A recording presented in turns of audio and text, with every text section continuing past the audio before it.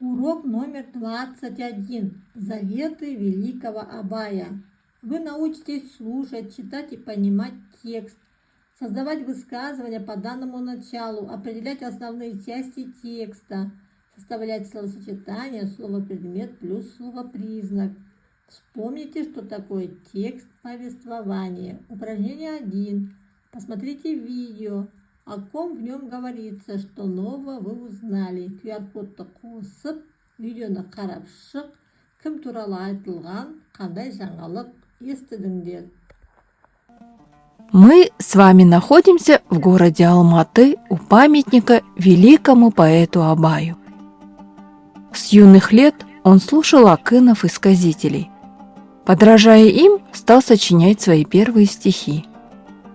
В родном ауле Абая всегда радостно встречали талантливые и мудрые люди. Частым гостем был знаменитый поэт Дулат. Он заметил дар Абая и благословил будущего поэта. В нем говорится о великом Абае. Мы узнали, что Дулат заметил его дар и благословил. Роликті көріп шықтық, Абай Құнанбаев туралы айтылған, иә? Упражнение 2. Прочитайте текст, придумайте заголовок. О каком интересном моменте из жизни поэта вы узнали? Назовите основные части текста.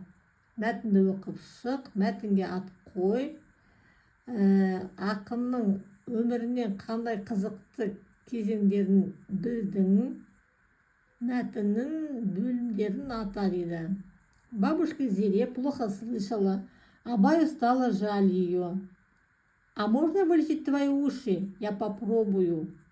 Бабушка Зире ответила: «Если нашептать в уши что-то хорошее, то это может помочь».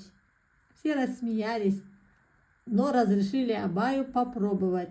Мальчик обнял голову бабушки и начал шептать ей что-то на ухо. Абай читал свои первые стихи. Он сочинил их весной. Вдруг мальчик зажмурил глаза и дунул бабушке в ухо. Суф, суф. Все поняли его шутку и рассмеялись. Поняла и бабушка. Она ласково похлопала внука по спине. Подумайте, это текст повествования или текст описания? Почему? Енді мәтінді қазақшаға аударып көрейік, иә? Тапсырманы орындау үшін бізге мәтінді түсіну керек. Әжесі Зере нашар еститін еді. Абай оған жан ашыды. Құлағыңды емдеуге болады ма? Мен байқап көрейінші құлағыңды. Әжесі жауап берді. Құлаққа бір жақсы сөздерді сыбырласа, көмектесуі мүмкін деді. Барлығы күліп жіберді, бірақ Абайға байқап көруге рұқсат етті. Бала әжесінің басын құшақтап, оның құлағына бірдеңе сыбырлай бастады. Абай өзінің алғашқы өлеңдерін оқыды. Ол оларды көктемде шығарған еді. Кенеттен бала көзін жұмып, әжесінің құлағына суф, суф деп үрледі. Барлығы оның әзілін түсініп, күліп жіберді. Әжесі де түсінді. Ол немересінің арқасынан аялап қақты. Заголовок: первые стихи Абая и бабушка Зире. О каком интересном моменте из жизни поэта вы узнали? Мы узнали о трогательном моменте из детства великого поэта Абая Кунанбаева, когда он проявил сострадание, смекалку и юмор по отношению к своей слабослышащей бабушке Зире. Назовите основные части текста. Текст, как и любой повествовательный отрывок, можно разделить на 3 основные части. Завязка. Первая часть. Бабушка Зире плохо слышит, и Абаю становится жаль ее. Развитие действия. Абай спрашивает, можно ли вылечить ее уши. Бабушка говорит о хороших словах. Мальчик обнимает ее голову и читает свои первые стихи. Развязка. Абай шутит. Все смеются, включая бабушку, которая ласково хлопает внука по спине. Подумайте, это текст повествования или описания? Почему? Это текст повествования, потому что рассказывает о событиях, которые происходят последовательно по времени. Упражнение 3. Дополните предложение словами из правого столбика.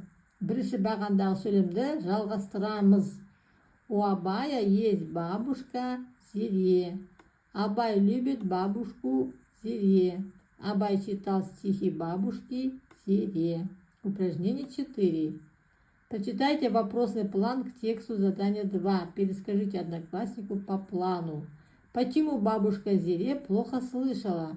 Бабушка Зире плохо слышала, потому что была уже старенькой. В тексте говорится, бабушка Зире плохо слышала. Кто пожалел бабушку? Әжесін кім аяды? Бабушку пожалел ее внук, мальчик Абай. В тексте сказано, бабушка Зире плохо слышала, Абай устала, жаль ее. Немересі әжесін аяды. Что сказала бабушка? Әжесі не деді.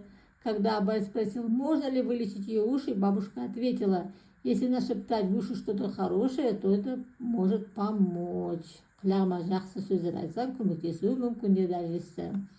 Как Абай лечил бабушку? Абай обнял голову бабушки и начал шептать ей что-то на ухо. Он лечил ее, читая свои первые весенние стихи, которые сам сочинил. Почему все в юрте засмеялись? В юрте все засмеялись, потому что поняли шутку Абая. Он не просто лечил, а сделал это с юмором. Упражнение 5. Составьте возможные словосочетания слово-признак плюс слово-предмет. Напишите в тетради. Слово-признак это какой, да? Слово-предмет кто что. Красивые стихи, красивая бабушка, красивые песни, счастливый человек, счастливые уши, счастливый внук. Упражнение 6. Послушайте отрывок из стихотворения Абая. Назовите 5 врагов и 5 друзей человека. QR-кодты қосып тыңдауға болады. Мен сендерге қазір оқып беремін. Злословие, ложь, хвастовство, безделие и мотовство. Вот 5 врагов твоих знай. Разум и доброта, упорство, скромность и труд. Вот 5 друзей, согласись. Бұл 5 нәрседен қашық бол, 5 нәрсеге қашық бол деген тақпақтың орысша аудармасы, иә.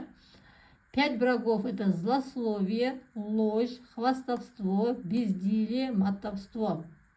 Друзья человека – разум, доброта, упорство, скромность, труд. Упражнение 7. Прочитайте высказывание Абая, напишите в тетради. Расскажите одноклассникам, как вы его понимаете. Лишь знанием жив человек, лишь знанием движется век. Дәптерге әдемілеп көшіріп жазыңдар, мағынасын түсіндіріңдер дейді. Упражнение 8. Выскажите мнение, каким должен быть человек. Начните со слов по моему мнению, с моей точки зрения. По моему мнению, человек должен быть прежде всего воспитанным. Это означает, что его поступки должны руководствоваться не только законом или приказом, но и совестью. С моей точки зрения, человек должен быть добр и честен не только по отношению к своим близким, но и по отношению ко всем людям.